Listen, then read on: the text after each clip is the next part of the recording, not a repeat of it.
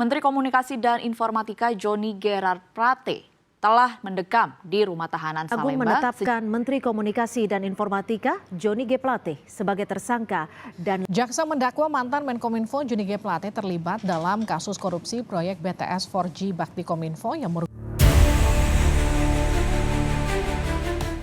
korupsi. Kata ini sudah begitu lekat dalam keseharian kita, tidak hanya di berita, tetapi juga dalam berbagai cerita masyarakat. Praktik ini bukan hanya menghancurkan keuangan negara, tetapi juga kepercayaan masyarakat terhadap pemerintah. Namun, untuk memahami bagaimana korupsi terus terjadi, kita harus menggali lebih dalam. Tidak cukup hanya melihat para pelaku, tetapi juga akar masalah yang melanggengkannya. Korupsi di Indonesia memiliki sejarah panjang yang dimulai sejak era kolonial. Sistem patron klien yang digunakan oleh Belanda saat itu menjadi akar budaya korupsi, di mana kekuasaan diberikan tanpa pengawasan, menciptakan celah bagi praktik manipulasi yang terus berlanjut hingga hari ini. Budaya patronis, di mana hubungan personal lebih diutamakan daripada kompetensi, memperburuk situasi.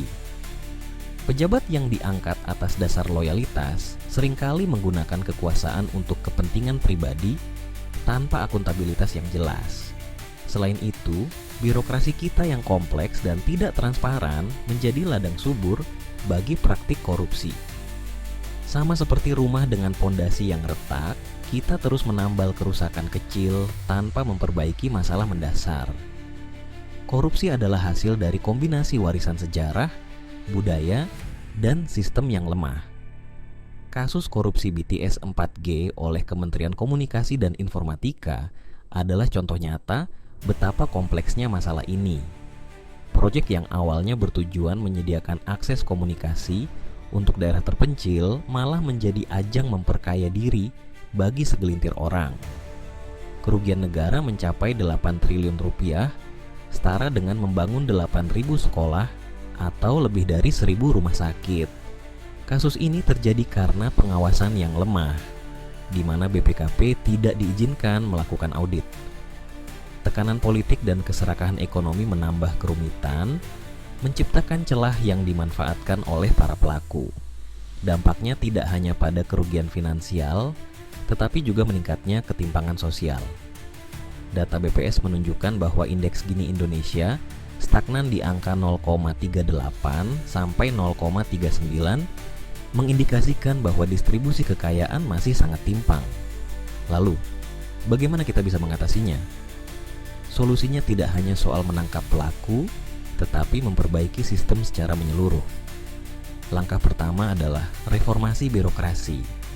Digitalisasi seperti e-procurement dapat mengurangi celah untuk manipulasi, sementara pengawasan publik melalui platform transparan akan meningkatkan akuntabilitas. Pendidikan anti korupsi juga harus dimulai sejak dini.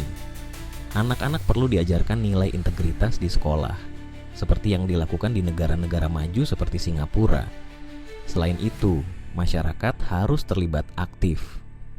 Pelaporan tindakan korupsi melalui mekanisme anonim dapat menjadi alat efektif.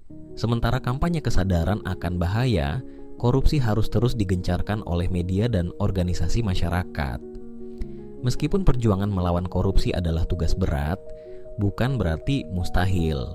Negara seperti Korea Selatan dan Estonia telah membuktikan bahwa dengan kemauan politik yang kuat dan partisipasi aktif masyarakat, perubahan bisa terjadi. Sahabat Story Historia, mari kita mulai dari diri sendiri. Jangan terlibat dalam praktik kecil seperti suap atau pungli. Beranilah untuk melaporkan jika melihat ketidakadilan. Bersama, kita bisa menciptakan Indonesia yang lebih bersih dan berintegritas. Terima kasih telah menyaksikan video ini. Jangan lupa untuk like, share, dan subscribe untuk mendukung channel Story Historia, terus memberikan edukasi yang bermanfaat. Sampai jumpa di episode berikutnya.